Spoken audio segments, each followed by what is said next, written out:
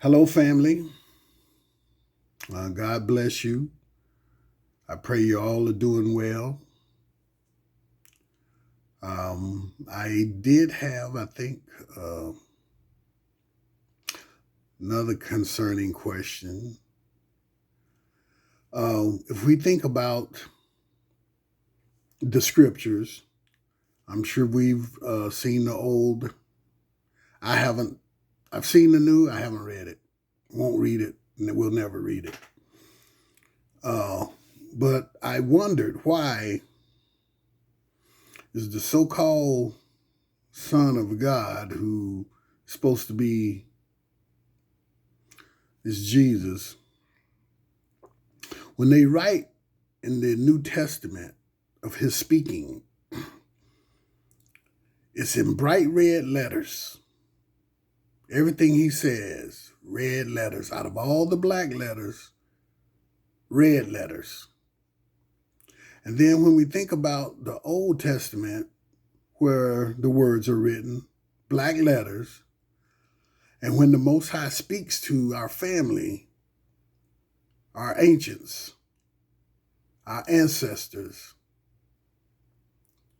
his words are in black, even though he's a million, trillion, billion, however many times more powerful than the so-called Jesus. His words are in black. But when Jesus speaks, oh, his words in red, because they're supposed to be what? So great? It's an attraction to the eye to make you think it's special. And it's not. It's specially designed to lead you away from the Creator. And that is what that is for. And that is all that is for. Words can be written in red because they're supposed to be special. But the creator of the earth, his words are just written in black like the rest of the words. So you don't know whether he's speaking or not unless you read it. You could look in the New Testament, see those red letters, then oh yeah, that's Jesus speaking. But in the Old Testament, you have to read to see and understand. Why does the Creator not get the lettering designed to attract your eyes to the truth? But in the New Testament, the red lettering is there to attract your eyes to it, to continue to lead us in the wrong direction. So I just wanted to talk about that and put that out there to see how you felt or what you thought about it. See if it will make you interested in trying to find out why. And we're still in the book of Jasher, chapter 44, verse 1. The sons of Ishmael who had bought Joseph from the Midianites, who had bought him from his brothers, went to Egypt with Joseph. They came to the borders of Egypt, and when they came near to Egypt, they met 4 men of the sons of Medan, the son of Abraham. Excuse me. Who had gone forth from the land of Egypt on their journey. The Ishmaelites said to them, "Do you desire to purchase this slave from us?" And they said, "Deliver him over to us." And they delivered Joseph over to them. This verse 2 started with the Ishmaelites said to them. They observed him that he was a very good-looking youth, and they purchased him for 20 shekels. Verse 3, the Ishmaelites continued their journey to Egypt, to the Midianim. Also returned that day to Egypt. The Midianim said to each other, "Look, we have heard that Potiphar, an officer of Pharaoh, captain of the guard, seeks a good servant who will stand before him to attend him." and to make him overseer over his house and all belonging to him. So let us sell him for what we may desire, if he is able to give us that which we shall require of him. And these mediums came to the house of Potiphar and said to him, we have heard that you seek a good servant to attend you. Here we have a servant that will please you. If you can give us that which we may desire, and we will sell him to you. Verse 6, skipped a couple more, sorry family. And Potiphar said, bring him before me, and I will see him. If he please me, I will give you that which you may require of him. Verse 7, and the medium went and brought Joseph and placed him before Potiphar. And he observed him, and he pleased him greatly. And Potiphar said to them, tell me what you require for this youth. Verse 8, and they said, 400 pieces of silver we desire for him. Potiphar said, I will give it if you bring me the record of his sale to you, and will tell me his history, for perhaps he may be stolen. For this youth is neither a slave nor the son of a slave. But I observe in him the appearance of a goodly and handsome person. 9. And the medium went and brought to him the Ishmaelites, who had sold him to them. And they told him, saying, he is a slave, and we sold him to them. 10. And Potiphar heard the words of the Ishmaelites in his giving the silver to the medium. And the medium took the silver and went on their journey. The Ishmaelites also returned home. 11. Potiphar took Joseph and brought him to his house that he might serve him. And Joseph found favor in the sight of Potiphar. He placed confidence in him and made him overseer over his house, and all that belonged to him he delivered over into his hand. 12. And the Lord was with Joseph, and he became a prosperous man. The Lord blessed the house of Potiphar for the sake of Joseph. 13. And Potiphar left all that he had in the hands of Joseph. Joseph was one that caused things to come in and go out, and everything was regulated by his wish in the house of Potiphar. 14.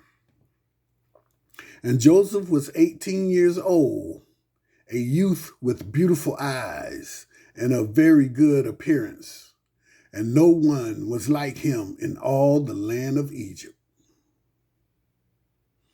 15. At that time, while he was in his master's house, going in and out of the house and attending his master, Zelicah, his master's wife, lifted up her eyes toward Joseph, and she looked at him. And behold, he was a youth, handsome and well-favored. And she coveted his beauty in her heart. 16, this is 16. And her soul was fixed on Joseph, and she enticed him day after day. And Zelicah persuaded Joseph daily.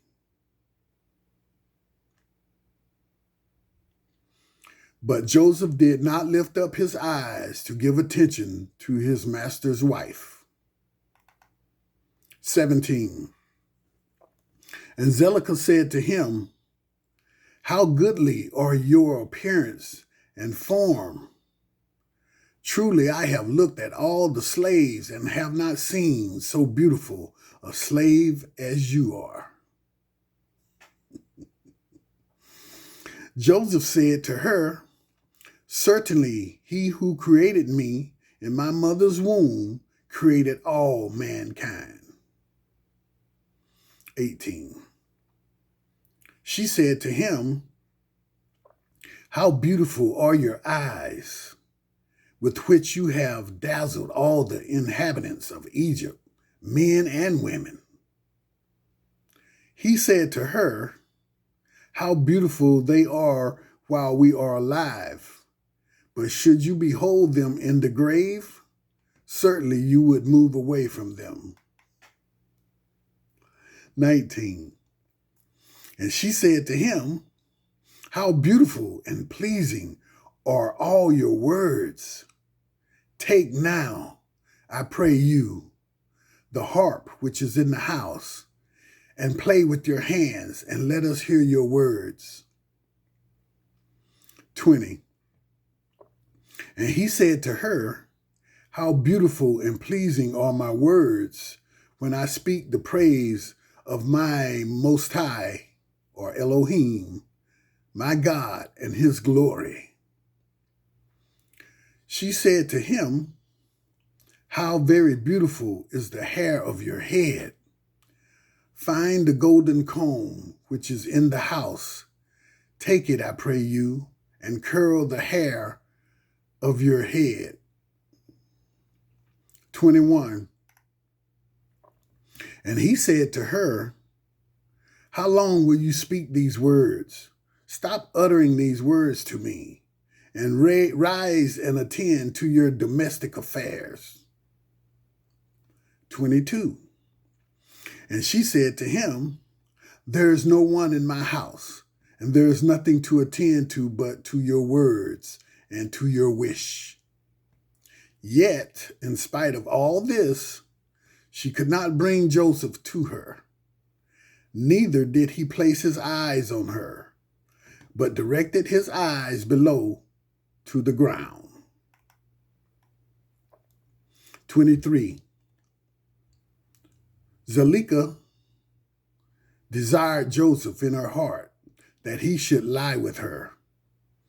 At the time that Joseph was sitting in the house doing his work, Zilekha came and sat before him, and she enticed him daily with her disclosure to lie with her, or even to look at her. But Joseph would not listen to her. 24. And she said to him, if you will not do according to my words, I will treat you with the punishment of death and put an iron yoke on you. 25. And Joseph said to her, certainly Elohim, who created man, loosens the fetters of prisoners, and it is he who will deliver me from your prison and from your judgment. 26. When she could not persuade him, and her soul being still fixed on him, her desire threw her into a grave of sickness. 27. All the women of Egypt came to visit her and said to her, why are you in this declining state? You lack nothing. Certainly your husband is a great and esteemed prince in the sight of the king. Should you lack anything of what your heart desires? 28. Zilekha answered them, saying, this day it shall be made known to you from where this disorder comes which you see in me. And she commanded her maid servants to prepare food for all the women. She made a banquet for them. Excuse me, family. And all the women ate in the house of Zilekha. 29. And she gave them knives to peel the citrons to eat them. And she commanded that they should dress Joseph in costly garments, that he should appear before them. And Joseph came before their eyes, and all the women looked on Joseph and could not take their eyes from off him. They all cut their hands with the knives that they had in their hands, and all the citrons that were in their hands were filled with blood. 30. And they knew not what they had done, but they continued to look at the beauty of Joseph, and did not turn their eyelids from him. 31. Zelicah saw what they had done, and she said to them, "What is this work that you have done? Look, I gave you citrons to eat, and you have all cut your hands." 32. And all the women saw their hands, and truly they were full of blood, and their blood flowed down on their garments. They said to her, "This slave in your house has overcome us, and we could not turn our eyelids from him on account of his beauty." 33. She said to them, "Certainly this happened to you in the moment that you looked at him, and you could not contain yourselves from him. How then can I refrain when he is constantly in my house?" Sorry, family. "And I see him day after day going in and out of my house. How then can I keep from declining or even from perishing on account of this?" 34. And they said to her, "The words are true, for who can see this beautiful form in the house and refrain from him? And is he not your slave and attendant in your house? And why do you not tell him that which is in your heart, but allow your soul to perish through this matter?" 35. And she said to them, "I am daily endeavoring to persuade him, and he will not consent to my wishes. I promised him everything that is good, and yet I could not meet with no return from him. I am therefore in a declining state, as you see." 36. Zelicah became very ill on account of her desire toward Joseph, and she was desperately lovesick on account of him. But all the people of the house of Zelicah and her husband knew nothing of this matter, that Zelicah was ill on account of her love to Joseph. All the people of her house asked her, saying, "Why are you ill and declining, and lack nothing?" And she said to them, "I know not this thing which daily is increasing on me." 38. All the women and her friends came daily to see her, and they spoke with her. And she said to them, "This can only be through the love of Joseph." They said to her, "Entice him and seize him secretly. Perhaps he may listen to you and put off this death from you." 39. And Zelicah became worse from her love to Joseph, and she continued to decline till she scarcely had strength to stand. 40. On a certain day, Joseph was doing his master's work in the house, and Zelicah came secretly and fell suddenly on him. Joseph rose up against her. He was more powerful than she, and he brought her down to the ground. 41. And Zelicah wept on account of the desire of her heart toward him, And she begged him with weeping, and her tears flowed down her cheeks. She spoke to him in a voice of pleading and in bitterness of soul, saying, 42, have you ever heard, seen, or known of so beautiful a woman as I am, or better than myself, who speaks daily to you, falls into a decline through love for you, confers all this honor on you, and still you would not listen to my voice? 43, if it be through fear of your master that he punish you, as the king lives, no harm shall come to you from your master through this thing. Now, therefore, do listen to me and consent for the sake of the honor of which I have conferred on you, and put off this death from me. For why should I die for your sake? And she ceased to speak. 44. And Joseph answered her, saying, keep away from me, and leave this matter to my master. Behold, my master knows not what there is with me in the house. For all that belongs to him he has delivered into my hands. And how shall I do these things in my master's house?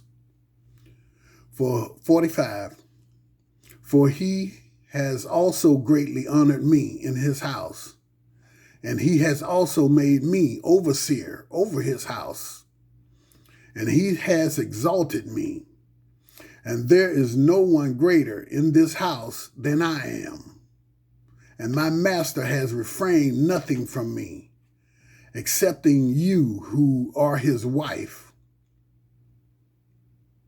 How then can you speak these words to me?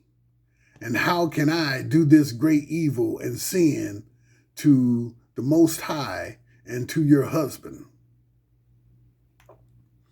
46.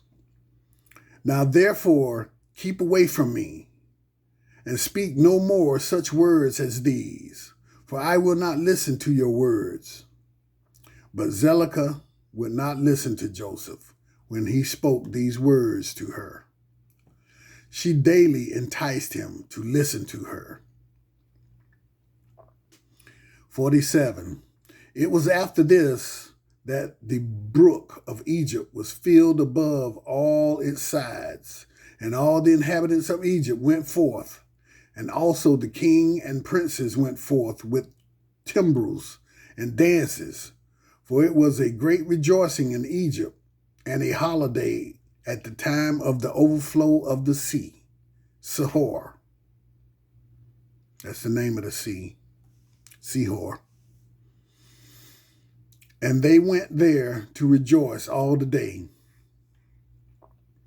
48. And when the Egyptians went out to the river to rejoice, as was their custom, all the people of the house of Potiphar went with them. But Zelicah, who would not go with them, for she said, I am unable to. She remained alone in the house, and no other person was with her in the house. 49. And she rose up and ascended to her temple in the house, and dressed herself in princely garments, and she placed on her head precious stones of onyx stones, inlaid with silver and gold. And she beautified her face and skin with all sorts of women's purifying liquids. And she perfumed the temple, and she perfumed the temple and the house with cassia and frankincense. And she spread myrrh and aloes. Afterwards, she sat in the entrance of the temple, in the passage of the house, through which Joseph passed to do his work. And then Joseph came from the field, and entered the house to do his master's work. 50. He came to the place through which he had to pass and saw all the work of Zelicah, and he turned back. 51. Zelicah saw Joseph turning back from her. She called out to him, saying, "What ails you, Joseph? Come to your work, and look, I will make room for you until you will have passed to your seat." 52. And Joseph returned and came to the house and passed from there to the place of his seat. And he sat down to do his master's work as usual. And behold, Zelicah came to him and stood before him in princely garments. And the scent from her clothes was spread some distance. 53. She hurried and caught hold of Joseph and his garments and said to him, "As the king lives, if you will not perform my request, you shall die this day." And she hurried and stretched forth her other hand and drew a sword from beneath her garments. And she placed it on Joseph's neck. She said, "Rise and perform my request, and if not, you will die this day." 54. Joseph was afraid of her doing this thing, and he rose up to flee from her. She seized the front of his garments, and in the terror of his flight, the garment which Zelicah seized was torn. Joseph left the garment in the hand of Zelicah, and he fled and got out, for he was afraid. 55. When Zelicah saw that Joseph's garment was torn, and that he had left it in her hand and had fled, she was afraid for her life, that the report should spread concerning her. She rose up and acted with cunning, and put off the garments in which she was dressed, and she put on her other garments. 56. She took Joseph's garment and laid it beside her, and she went and seated herself in the place where she had sat in her illness, before the people of her house had gone out to the river. She called a young lad who was then in the house, and she ordered him to call the people of the house to her. 57. And when she saw them, she said to them with a loud voice and lamentation, "See what a Hebrew your master has brought to me in the house, for he came this day to lie with me." 58. For when you had gone out of the house, when you had gone out, he came to the house, and seeing that there was no person in the house, he came to me and caught hold of me with intent to lie with me. 59. And I seized his garments and tore them and called out against him with a loud voice. And when I had lifted up my voice, he was afraid for his life and left his garments before me and fled. 60. The people of her house spoke nothing, but their wrath was very much set ablaze against Joseph. And they went to his master and told him the words of his wife. 61. Potiphar came home enraged, and his wife cried out to him, saying, "What is this thing that you have done to me in bringing a Hebrew," that's us, family, "servant into my house? For he came to me this day to sport with me. Thus did he do to me this day." 62. Potiphar heard the words of his wife and ordered Joseph to be punished with severe stripes, and they did so to him. 63. While they were smiting him, Joseph called out with a loud voice, and he lifted up his eyes to heaven, and he said, O Lord Elohim, you know that I am innocent of all these things, and why shall I die this day through falsehood, by the hand of these uncircumcised, wicked men whom you know? 64. And while Potiphar's men were beating Joseph, he continued to cry out and weep. And there was a child there, 11 months old. And the Lord opened the mouth of the child, and he spake these words before Potiphar's men, who were smiting Joseph, saying, 65. What do you want of this man?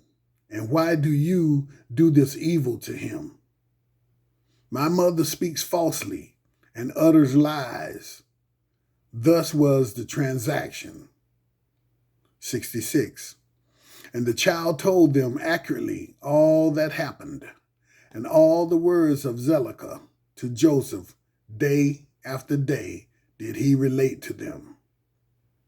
67. And all the men heard the words of the child, and they wondered greatly at the child's words. And the child ceased to speak and became still. 68. Potiphar was very much ashamed of the words of his son, and he commanded his men not to beat Joseph any more. And the men ceased beating Joseph. 69. Potiphar took Joseph and ordered him to be brought to the justice before the priests, who were judges belonging to the king, in order to judge him concerning this affair. 70. Potiphar and Joseph came before the priests, who were the king's judges, and he said to them, Decide, I beg you, what judgment is due to a servant, for thus has he done. 71. And the priest said to Joseph, Why did you do this thing to your master? And Joseph answered them, saying, Not so, my lords. Thus was the matter. And Potiphar said to Joseph, Certainly I entrusted in your hands all that belonged to me, and I withheld nothing from you but my wife. And how could you do this evil? 72. And Joseph answered, saying, Not so, my lord. As the Lord lives, and as your soul lives, my lord, the word which you did hear from your wife is untrue. For thus was the affair this day. 73. A year has lapsed to me since I have come to your house. Have you seen any iniquity in me, or anything which might cause you to demand my life? 74. The priest said to Potiphar, Send, we pray you, and let him bring before us Joseph's torn garment, and let us see the tear in it. I keep getting that tear wrong. The tear in it. And if it shall be that the tear is in front of the garment, then his face must have been opposite to her. And she must have caught hold of him to come to her. And with deceit did your wife do all that she has spoken. 75. They brought Joseph's garment before the priest, who were judges, and they saw, and behold, the tear was in front of Joseph. And all the judging priests knew that she had pressed him. And they said, The judgment of death is not due to this slave, for he has done nothing. But his judgment is that he be placed in the prison house on account of the report, which through him has gone forth against your wife. 76. Potiphar heard their words and placed him in the prison house, the place where the king's prisoners are confined. And Joseph was in the house of confinement 12 years. 77. And in spite of this, his master's wife did not turn from him, and she did not cease from speaking to him day after day to listen to her. And at the end of 3 months, Zelicah continued going to Joseph to the house of confinement day by day, and she enticed him to listen to her. And Zelicah said to Joseph, "How long will you remain in this house? But listen now to my voice, and I will bring you out of this house." 78. And Joseph answered her, saying, "It is better for me to remain in this house than to listen to your words, to sin against the Most High." She said to him, "If you will not perform my wish, I will pluck out your eyes, add fetters to your feet, and will deliver you into the hands of them whom you did not know before." 79. Joseph answered her and said, "Behold, the Elohim of the whole earth is able to deliver me from all that you can do to me. For he opens the eyes of the blind and loosens those that are bound, and preserves all strangers who are unacquainted with the land." 80.